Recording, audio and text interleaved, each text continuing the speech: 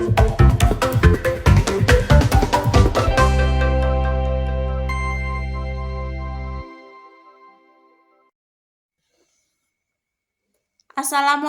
warahmatullahi wabarakatuh.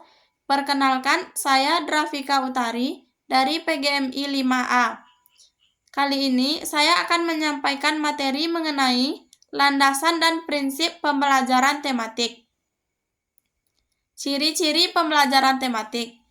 Yang pertama, pengalaman dan kegiatan belajar sangat relevan dengan tingkat perkembangan dan kebutuhan anak usia sekolah dasar, sehingga dapat memberikan pengalaman langsung pada anak.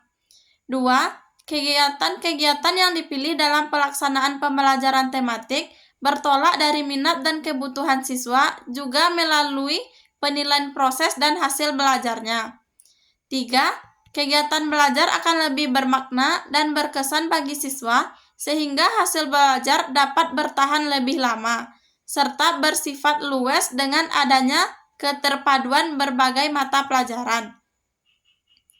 4. Membantu mengembangkan keterampilan berpikir siswa. 5. Menyajikan kegiatan belajar yang bersifat pragmatis sesuai dengan permasalahan yang sering ditemui siswa dalam lingkungannya.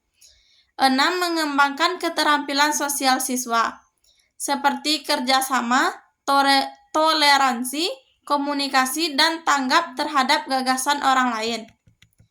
Prinsip-prinsip pembelajaran tematik. Yang pertama, terintegrasi dengan lingkungan atau bersifat kontekstual. Artinya, dalam sebuah format keterkaitan antara kemampuan peserta didik dalam menentukan masalah dengan memecahkan masalah nyata yang dihadapi dalam kehidupan sehari-hari. 2. Memiliki tema sebagai alat pemersatu beberapa mata pelajaran atau bahan kajian. 3. Menggunakan prinsip belajar sambil bermain dan menyenangkan atau joyful learning. 4. Pembelajaran memberikan pengalaman langsung yang bermakna bagi peserta didik. 5. Menanamkan konsep dari berbagai mata pelajaran atau bahan kajian dalam suatu proses pembelajaran tertentu. 6. Pemisahan atau pembedaan antara satu mata pelajaran dengan mata pelajaran lain sulit dilakukan. 7. Pembelajaran dapat berkurang sesuai dengan kemampuan, kebutuhan, dan minat peserta didik. 8. Pembelajaran bersifat fleksibel. 9. Penggunaan variasi metode dalam pembelajaran. Kelebihan dan kelemahan pembelajaran tematik. Yang pertama, kelebihan dari pembelajaran tematik. Pengalaman dan kegiatan belajar siswa akan lebih relevan dengan tingkat perkembangannya. Kegiatan belajar dipilih sesuai dengan bakat dan kemampuan siswa. Kegiatan belajar menjadi lebih bermakna untuk siswa sehingga akan diingat oleh siswa dalam waktu yang cukup lama. Dapat mengembangkan keterampilan berpikir siswa dalam proses pembelajaran terpadu. Dapat mengembangkan keterampilan sosial siswa seperti kerjasama, berkomunikasi, dan keinginan untuk mendengarkan pendapat orang lain. Meningkatkan kerjasama antar guru dalam merancang kegiatan pembelajaran. Pemahaman materi mata pelajaran menjadi lebih mendalam dan berkesan. Kelemahan dari pembelajaran tematik. Yang pertama, menuntut guru untuk mempersiapkan diri sedemikian rupa, mulai dari memiliki wawasan yang luas, kreativitas yang tinggi, percaya diri, hingga kemampuan dalam mengenali informasi dan pengetahuan. Tanpa persiapan yang matang, pembelajaran tematik akan sulit untuk diterapkan. Yang kedua, pembelajaran tematik mengharapkan siswa untuk memiliki kreativitas dan kemampuan akademik agar keterampilan mereka dapat terbentuk saat pembelajaran dilakukan. Yang ketiga, memerlukan sarana dan sumber belajar yang bervariasi. Yang keempat, memerlukan dasar kurikulum yang fleksibel. Yang kelima, membutuhkan cara penilaian yang menyeluruh. Implikasi pembelajaran tematik. Yang pertama, implikasi bagi guru. Pembelajaran tematik memerlukan guru yang kreatif, baik dalam menyiapkan kegiatan atau pengalaman belajar bagi anak, juga dalam memilih kompetensi dari berbagai mata pelajaran dan mengaturnya, agar pembelajaran menjadi lebih bermakna, menarik, menyenangkan, dan utuh.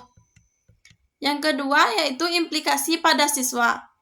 Siswa harus siap mengikuti kegiatan pembelajaran yang bervariasi secara aktif, misalnya melakukan diskusi kelompok, mengadakan penelitian sederhana, dan pemecahan masalah. Yang ketiga, implikasi terhadap sarana, prasarana, sumber belajar, dan media.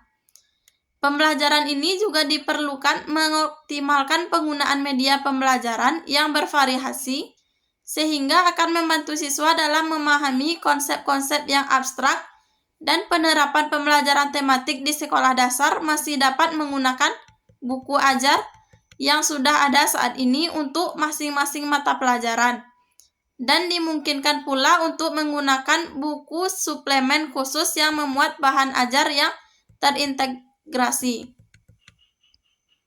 Yang keempat, implikasi terhadap pengaturan ruangan.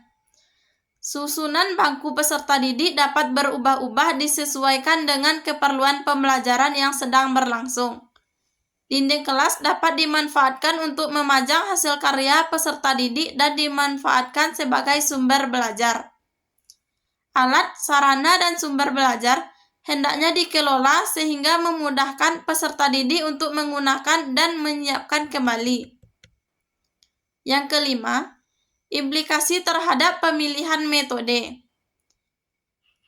Sesuai dengan karakteristik pembelajaran tematik, dalam pembelajaran yang dilakukan perlu disiapkan berbagai variasi kegiatan dengan menggunakan multimetode.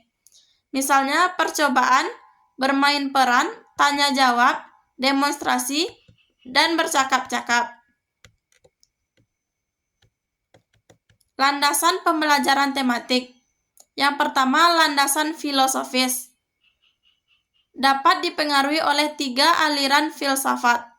Yang pertama, progresivisme, bahwa segala proses kegiatan belajar dan mengajar antara guru dengan peserta didik di sekolah harus menekankan pada pengembangan kreativitas dan menekankan pada fungsi kecerdasan peserta didik.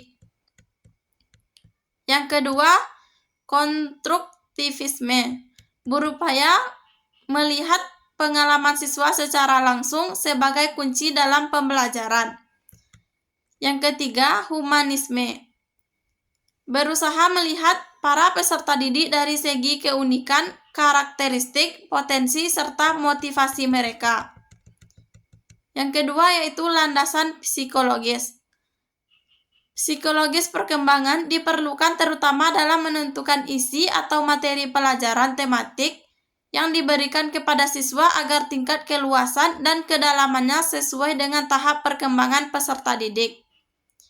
Psikologi belajar memberikan kontribusi dalam berbagai isi materi pembelajaran tematik tersebut disampaikan kepada siswa dan bagaimana pula siswa harus mempelajarinya. Yang ketiga, landasan yuridis.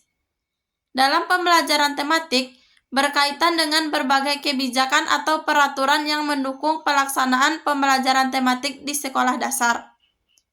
Landasan yuridis disebut dalam Undang-Undang Nomor 23 Tahun 2002 mengenai perlindungan anak yang menyatakan bahwa setiap anak berhak memperoleh pendidikan dan pengajaran dalam rangka pengembangan pribadinya dan tingkat kecerdasannya sesuai minat dan bakatnya. Pasal 9.